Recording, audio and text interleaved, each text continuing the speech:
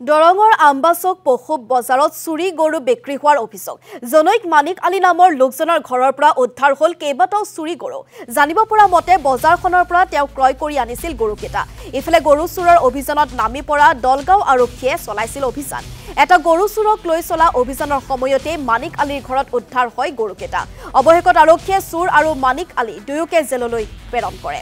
অভিযোগ অনুসৰি দুষ্ট চক্ৰই গৰু চুৰি কৰি মুকলিকৈ বজাৰত বিক্ৰী কৰিবলৈ অনাৰ সময়তে মহলদাৰৰ পৰা নিজৰ বুলি ৰচিদ লয় আৰু এই সন্দৰ্ভত আমি সবিশেষ জানিবলৈ চেষ্টা কৰিম আমাৰ সাংবাদিক মুছাদ্দিক হুছেইনৰ জৰিয়তে চুৰৰ মৰখা চুৰ কৰি আনি মুকলিভাৱে বজাৰত বিক্ৰী কৰি নিজৰ গৰু বুলি দাবী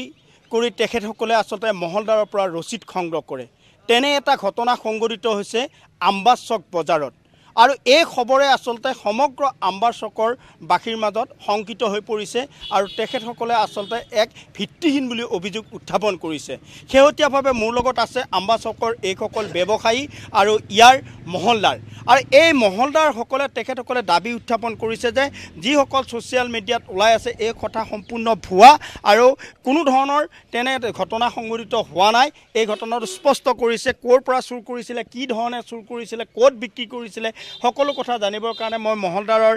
ইয়াৰ বজাৰ পৰিচালনা সমিতিৰ সভাপতিগৰাকী আছে মই তেখেতৰ পৰা জানিম যে আপোনালোকৰ এই বজাৰৰ পৰা চোৰাংভাৱে গৰু বিক্ৰী কৰা হয় বুলি বা আপোনালোকে ইয়াত আপোনাৰ ৰচিদ দিয়ে চোৰাং গৰুৰ হয় নেকি কথাবিলাক নাই এই কথাটো মিছা কথা এইটোতো হ'ব নোৱাৰে আৰু আমাৰ যিটো বজাৰ সপ্তাহী বজাৰ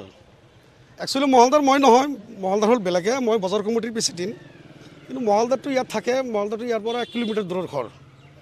এই মহলদাৰে যেতিয়া বেচা কিনি কৰে মহলদাৰৰ লগত আৰু কেইটা মানুহ থাকে মহুৰী থাকে কেইটামান এই মহুৰীকেইটা যেতিয়া গৰু আপুনি বজাৰত আনে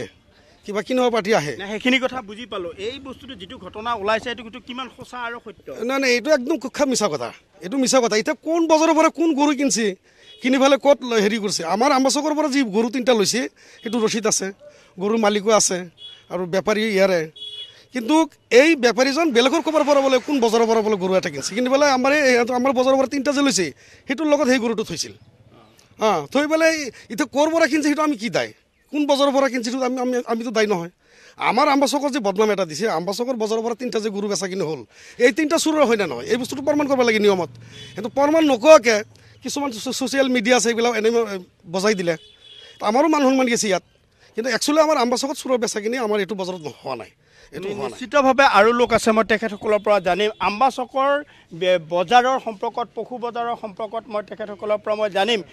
আগে পিছে তেনেধৰণৰ কিবা আছে নেকি আপোনালোকৰ ইয়াত কিবা চোৰাং গৰু বিক্ৰী হয় নেকি বা তেনেধৰণৰ ঘটনা ঘটিছে নেকি নাই আগে পিছে আমাৰ ইয়াত চোৰাং গৰু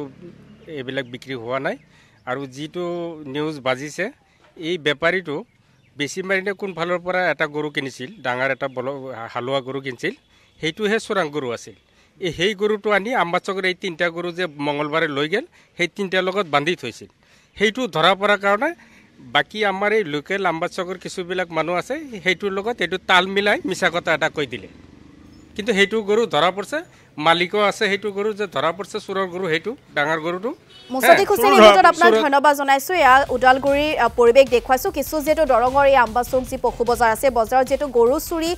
বিক্ৰী হোৱাৰ এক অভিযোগ উত্থাপিত হৈছে গতিকে তাকে লৈ অভিযোগ প্ৰতি অভিযোগ এয়া আমি আপোনালোকক পৰিৱেশ দেখুৱালোঁ